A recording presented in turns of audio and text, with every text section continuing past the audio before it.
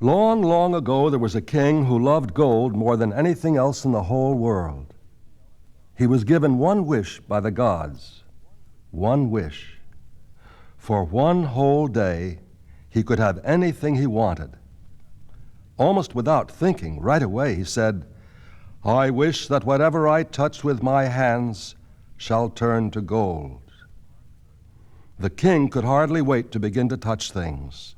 He touched furniture in the palace, the books on the shelves, the dishes in the pantry, everything he could get his hands on, and it all turned to gold. He was so busy he wouldn't stop to talk to anyone. And after he had touched everything in the palace, he began to touch the flowers in the garden. While he was doing this, his little daughter ran up to him and said, "Father, will you come and play with me?" "I'm busy," he said. "Don't disturb me." But his daughter ran up and threw her arms around him. Without thinking, he pushed her away. But as he did so, he saw the laughter fade away on her face, and his precious little girl became a golden statue. Now the king was horrified and miserable. He cried out for help, but nobody could help him. He called the magicians and the priests, the doctors and the wise men, but it was no use. Nobody could bring the golden statue back to life. "Please help me," he would say to people. "Please help me find a way to have my little girl back." Finally, he took off his king's robes and put on ordinary clothes.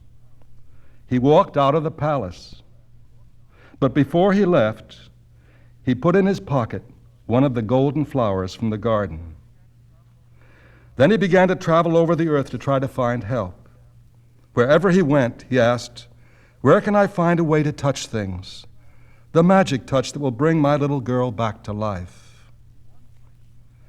In one place in the West, the people said, "There's a master craftsman who has wonderful hands. In his shop, he can make and shape anything, useful things and beautiful things. It's like magic."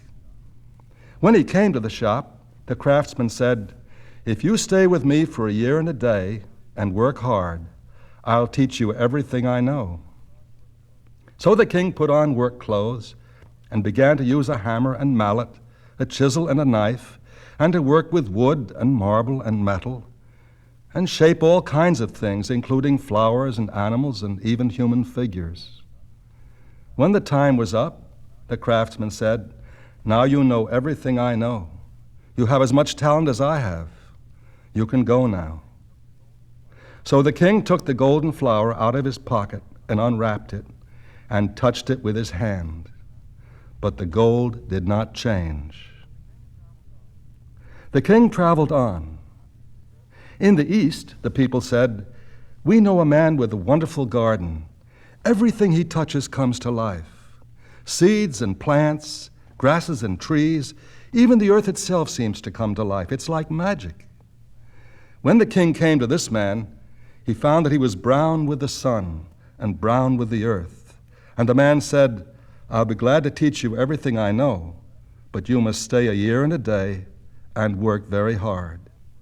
So the king put on work clothes and got down on his knees in the earth, and he dug and planted and seeded and weeded and learned to help things grow, the most beautiful flowers, trees, fruits. Then one day the gardener said, "You've done very well.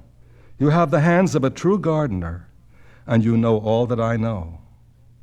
So the king took the golden flower in his hand again and unwrapped it and touched it with his hands. But the gold remained unchanged. By this time, he'd almost forgotten he was king. All he wanted was his daughter back again. He wandered to a northern city and came to a beautiful street.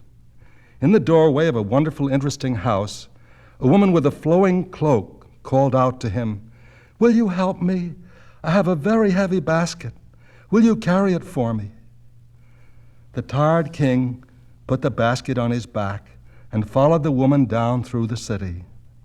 The woman stopped at many houses, places where there were sick people and old people, poor people, lonely people, neglected children. And out of her basket, she seemed to bring everything that they needed.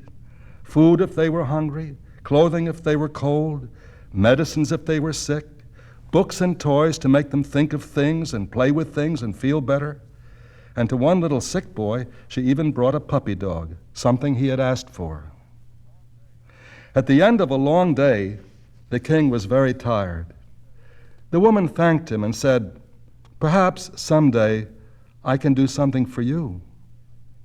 As he walked away, the king thought, "How interesting people are. What a wonderful day it's been." The next day, he tried to find the same woman and the same street. Instead of that, he found himself in a place where the houses were tumbled down and the alleys were dirty, and an old woman beckoned to him. "Will you help me with my basket?" she said. "It's very heavy."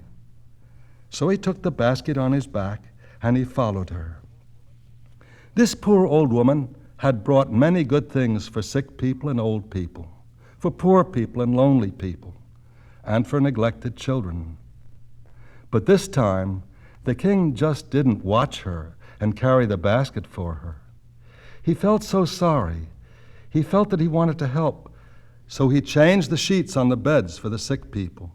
He helped to cook and serve the food for some of them. He sat and comforted those who were lonely. He played with the children.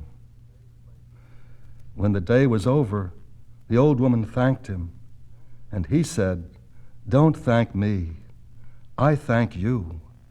I've learned many things I never knew before." Not many weeks later, the king was walking along on a wintry day. The wind was cold and sharp, and there was heavy snow. He saw a child fall. He heard it cry. He ran quickly and picked it up, comforted it, wiped away its tears, warmed its hands with his own, and held it close and hugged it. It was a little girl. She looked up at him and smiled. Then she said, "What's that hard thing in your pocket?" Sadly, the king took out of his pocket the golden flower. He unwrapped it. As he did so, he felt the hard gold begin to soften and to melt. The gold changed to the beautiful colors of the flower. It became delicate and fragrant and alive.